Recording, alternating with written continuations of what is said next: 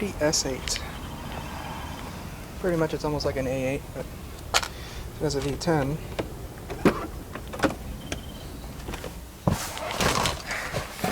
It's a 2007 Audi S8. This is the Quattro model with 71,000 miles. Oh, look at that. Kind of unnecessary, but it's classy looking though. Look at that. This thing's popped right up. I need to close this door.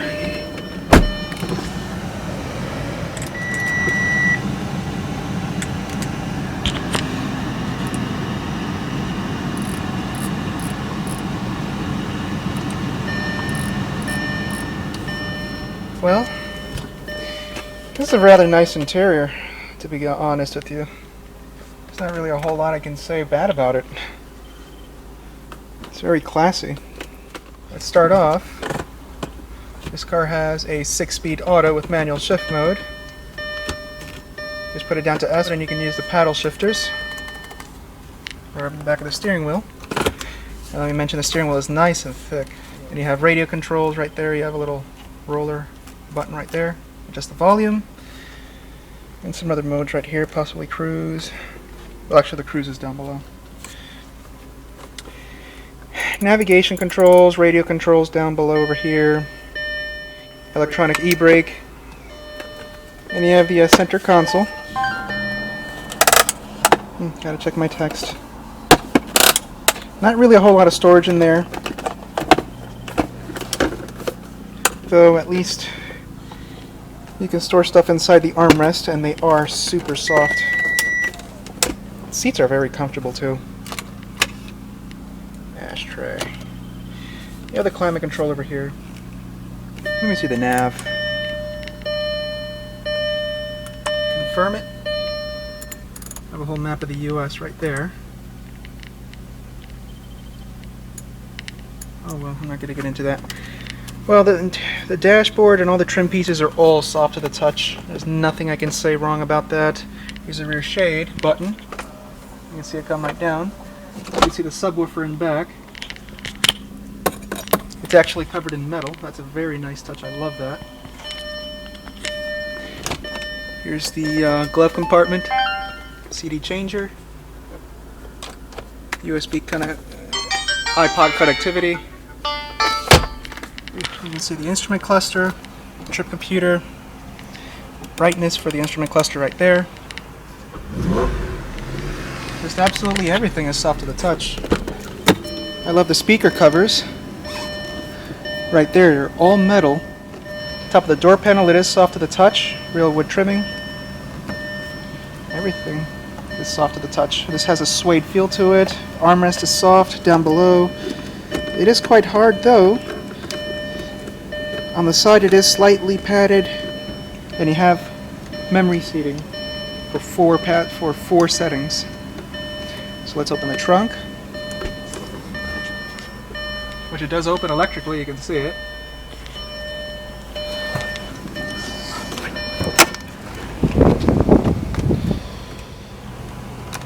Ashtray, they ruined it. Crap. Well, armrest is soft. And the windows have their shades. And a pocket that flips out just like in the front. See the climate control right there, individually controlled right with its own fan. Another pocket that opens up. Not really a fan of these elastic straps, but I guess it'll keep it shut. Yeah, the armrest, it is very plush actually, even though it looks thin. Bit on the flimsy side though. Inside you have the first aid kit. Some cup holders. Yeah, they are a bit flimsy. I'm not too happy with that, but that's not a deal breaker. Up above you have lighting fixtures, shade controls and such.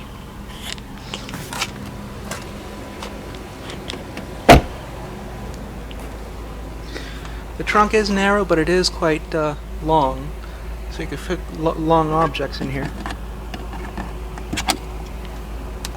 Full-size spare. You have a power outlet. You have like a hook here. Another one right there.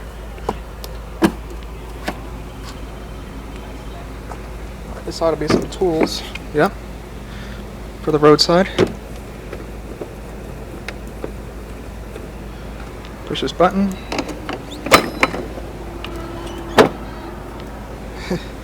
There's a backup camera right there.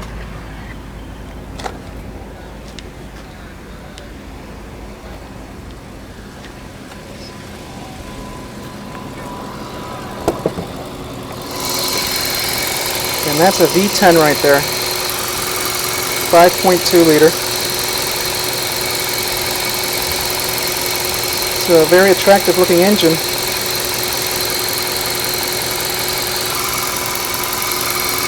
They don't have it all covered up, and they showed the nice craftsmanship.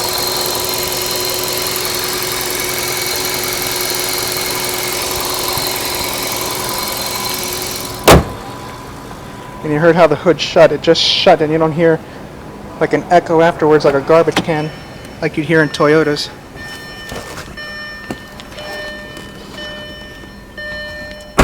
And let's look above. We have the sun visor with its vanity light. Has two mirrors. The bottom mirror is actually a close-up, so if you want to squeeze a zit on your way, go right ahead and do so, because you can see every single pore or hair right on your face. Slide over the mirror if you don't want to see all those pores, and just shut the last one for the cover.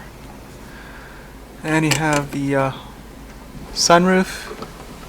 Twist that dial. Vanity lights, garage door opener. This little tray there.